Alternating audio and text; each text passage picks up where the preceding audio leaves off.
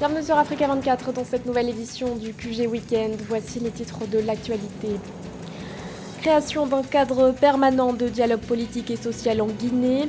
Une plateforme mise en place par le président Alpha Condé en vue d'encourager les échanges entre les différents acteurs de la classe politique et de la société civile. Mais sa création ne fait pas l'unanimité au sein de l'opposition. Interdiction des contrôles routiers jusqu'à nouvel ordre à Libreville, un ordre annoncé par le commandant Nestor Ngoyabi, le directeur de la voie publique. Objectif, lutter contre le phénomène du racket. Et enfin, les premiers quarts de finale du CHAN. Avant le face-à-face Cameroun-RDC, très attendu par les supporters, plusieurs figures du football camerounais sont venues encourager les Lions indomptables durant leur entraînement. Les détails à suivre dans ce journal.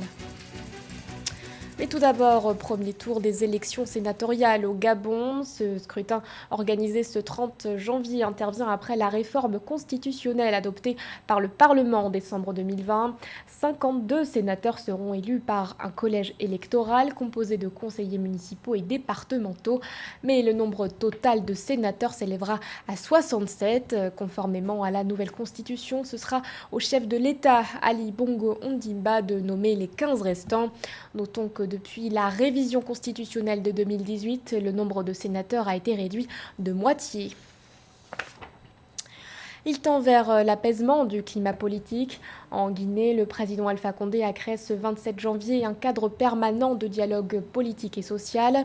Si cette plateforme vise à favoriser les échanges entre les différents acteurs de la classe politique et de la société civile, l'opposition émet de son côté quelques réserves.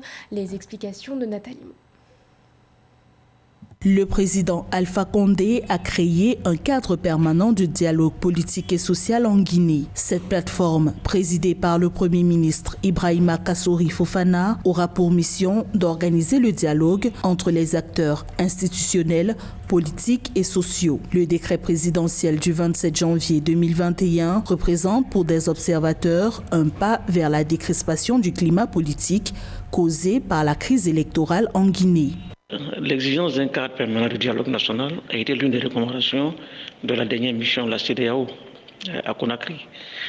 Juste après la crise post-électorale liée à la tenue de ce scrutin présidentiel. Du côté de l'opposition, la crainte est que le cadre défini par le président Alpha Condé soit trop large. Les partis politiques rivaux du pouvoir craignent que des questions majeures ne soient totalement éludées au sein de cette plateforme. Il s'agit notamment de la composition de la Cour constitutionnelle, de l'Assemblée nationale et de la Commission électorale. Les réticences formulées par l'opposition guinéenne sont tout à fait légitimes et justifiées. Donc pour l'opposition guinéenne, il s'agit alors d'une hypocrisie politique orchestrée par le pouvoir de Conakry pour gagner du temps. Depuis la période électorale d'octobre 2020, le climat politique s'est détérioré en Guinée. Près de 400 personnes ont été arrêtées à la suite de manifestations contre la réélection du président Alpha Condé, chef de l'État dont la candidature pour un troisième mandat a été jugée anticonstitutionnelle par une partie de la population guinéenne. 3,5 millions de dollars, c'est la somme que compte injecter la Banque africaine de développement en faveur de la Mauritanie. Un appui financier destiné non seulement à encourager l'entrepreneuriat, mais aussi à favoriser l'emploi des jeunes. Plus de précisions dans ce sujet de Ahmed Edji. En Mauritanie, la Banque africaine de développement favorise l'entrepreneuriat et stimule les créations d'emplois pour les jeunes. Lancé en mai 2017, le projet d'appui aux micro, petites et moyennes entreprises porte déjà ses premiers fruits à mi-parcours de son exécution. L'initiative a permis d'employer plus d'1 millier de citoyens, selon le dernier rapport de la BAD publié le 7 janvier 2021. Je pense que c'est un projet assez ambitieux que la Mauritanie a décidé de faire. Ça va permettre de générer de l'emploi. D'ailleurs, le projet a permis de mettre en place certaines structures, de générer de l'emploi. Pas moins de 1000 emplois ont été créés dans différents secteurs et je pense que cela va être un boom pour les PME locales, pour l'emploi local et surtout pour la croissance qui va être renforcée du fait de la création de ces entreprises. Le projet a été financé par un prêt de la banque de 3,5 millions de dollars américains et un don de 714 000 dollars du Fonds africain de développement. À long terme, il vise la promotion de l'entrepreneuriat des jeunes et des femmes tout en offrant des services services financiers inclusifs et le renforcement des capacités des acteurs institutionnels. Mais par contre, on peut se demander si avec l'épidémie du Covid-19, ce sera un projet qui va aboutir sur le long terme. Est-ce que ce sera un projet viable sur le long terme? Mais pour ma part, je pense que la plupart des projets, notamment les projets de développement d'entreprise, peuvent être différés. L'essentiel, c'est qu'il y ait des structures en place et même si ils ne peuvent pas générer beaucoup d'activités dans cette période difficile, ils pourront éventuellement resserrer les activités financières et peut-être attendre la période après épidémie du Covid pour essayer de relancer leurs activités. 3 ans après le démarrage du projet, le bilan fait état de 600 entreprises créées, 900 entrepreneurs dont 40% de jeunes et d'un soutien de l'Institut national de promotion de la formation technique et professionnelle. Le programme est prévu s'achever en octobre 2022, mais pour l'heure, retardé par la pandémie du Covid-19. Coopération économique fructueuse entre le Cameroun et la Banque mondiale. L'institution financière s'est engagée auprès du pays dans la mise en œuvre de 14 projets actifs, des projets d'une valeur de 950 milliards de francs CFA et qui devraient cibler plusieurs secteurs, ceux des finances publiques, de l'éducation, encore de la santé. Philomène Tine.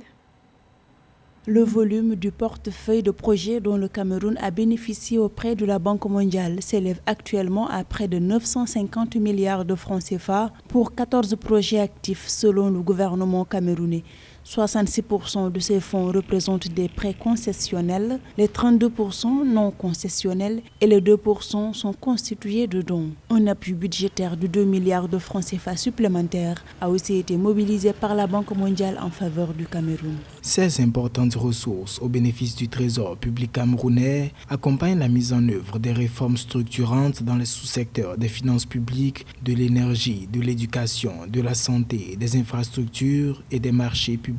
À noter que les prêts concessionnels dont a bénéficié le Cameroun auprès de la Banque mondiale sont encouragés par le Fonds monétaire international. Ils sont jugés plus avantageux et offrent des taux d'intérêt inférieurs à ceux du marché. Plus en plus, on propose plutôt aux États africains de faire recours aux prêts à taux concessionnels parce qu'en fait, ce sont ces prêts qui ne coûtent pas cher. Ce sont ces prêts qui sont dédiés au développement. Lorsqu'un État comme le Cameroun a besoin d'un prêt pour pouvoir assurer le développement, c'est des emprunts concessionnels. Il n'est pas question d'aller chercher de l'argent sur les guichets commerciaux. Le Cameroun a intérêt à négocier de plus en plus les prêts concessionnels. Le Cameroun fait actuellement face à des défis considérables. Le pays doit faire passer son taux d'investissement à 30% en 2035 et la productivité doit atteindre 2%, indique la Banque mondiale. Ainsi, le Cameroun pourra accéder à la catégorie des économies à revenus intermédiaires de la tranche supérieure d'ici 2035. Au Gabon, les contrôles routiers sont désormais interdits dans la capitale et ce jusqu'à nouvel ordre. Information a été révélée par le directeur de la voie publique, le commandant Nestor Ngoyabi. Une mesure prise pour proscrire le phénomène du racket. En cas de manquement à cette règle, tout policier devra se présenter devant un conseil extraordinaire, avertit Nestor Ngoyabi. Samantha Sabero-Saboubanga. Au Gabon, le directeur de la voie publique, le commandant Nestor Ngoyabi, a annoncé l'interdiction des contrôles routiers à Libreville, la capitale du pays, jusqu'à nouvel ordre. D'après la note, les policiers qui ne respecteront pas cette nouvelle mesure risquent des sanctions pouvant aller jusqu'à la révocation.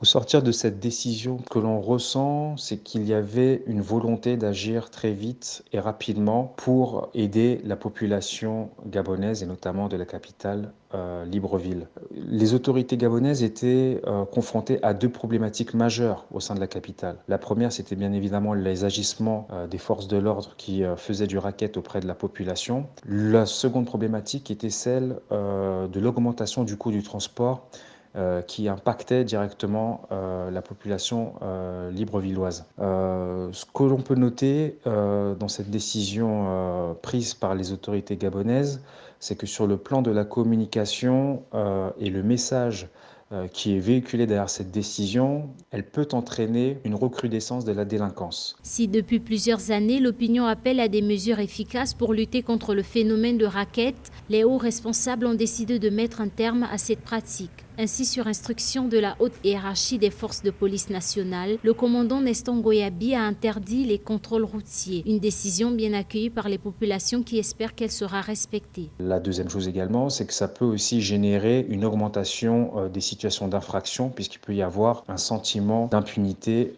par les automobilistes. Enfin, cela aussi renvoie un message relativement négatif, puisque l'État se doit d'assurer ses missions régaliennes en tant qu'État. De fait, qu'il n'y ait pas de policiers qui puissent assurer la circulation au sein de la capitale, cela démontre une absence des autorités gabonaises et cela aussi démontre une relative impuissance. À cet effet, le commandant Ngoyabi a rappelé aux récalcitrants que tout policier pris en flagrant délit de contrôle sera immédiatement présenté devant un conseil extraordinaire et encourt de graves sanctions. Les différents responsables sont tenus de faire large diffusion auprès de leurs collaborateurs. L'actualité, c'est également le face-à-face Cameroun-République démocratique du Congo pour les quarts de finale du CHAN. Les deux pays s'affrontent ce 30 janvier sur la pelouse du stade de Japoma à Douala. Une rencontre très attendue par les supporters. Tous les billets ont été vendus. Pour rappel, les Lions indomptables s'étaient qualifiés en se classant à la deuxième position du groupe A avec un total de 5 points. Les Léopards, quant à eux, ont fini en haut du classement du groupe B avec 7 points. Et avant ce face-à-face important, des icônes du football camerounais ont pris part à la séance d'entraînement des Lions indomptables. Roger Mila ou encore Jacques Songo sont venus encourager les joueurs en amont de ce match qui s'annonce difficile.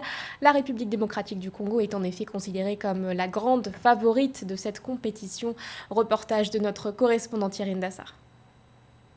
C'était la dernière séance d'entraînement pour les Lions indomptables locaux avant le deuxième quart de finale du CHAN entre le Cameroun et la République démocratique du Congo. Une séance d'1 heure marquée par la présence de plusieurs anciennes gloires du football camerounais. Les attaquants Roger Mila et Oumam Biik, le gardien de but Jacques Songo, mais aussi le défenseur Jérémy Ndjitap ont tenu à donner de la force à la jeune génération qui s'apprête à affronter l'un des favoris de ce championnat d'Afrique des Nations. Il y a quelques jours, beaucoup de gens ne pensaient pas que cette génération ou cette équipe pouvait arriver en quart de finale. Donc, qu'ils continuent à croire à leur qualité, à leur capacité et que les souhaiter bonne chance pour demain. Mais sachez que nous sommes venus les encourager et nous les avons prodigué quelques conseils comment aborder ce genre de match. Vous savez que c'était un match à éliminatoire direct. Ouais. Donc nous qui avions eu par le passé à affronter ce genre de situation, on a essayé de dire comment faire pour aborder ce genre de match. Durant la phase de groupe, les Lions ont inscrit 2 buts. 2 buts du défenseur Salomon Banga contre 5 pour les Léopards du Congo. Pour Roger Mila, l'attaque camerounaise va devoir trouver le chemin des filets si elle veut accéder au dernier carré de la compétition. Ceux qui en défense, ils sont solides. Ils vont tout faire pour ne pas encaisser. Maintenant, l'attaque, il va falloir qu'on marque pour ne pas aller au tir au but. Parce qu'au tir au but, on ne sait jamais qui peut gagner. Le vainqueur de cette rencontre croisera en demi-finale le vainqueur du quart de finale entre la Zambie et le Maroc. Ce journal a été réalisé par l'ensemble de la rédaction. Merci de votre fidélité. L'actualité continue sur Africa 24.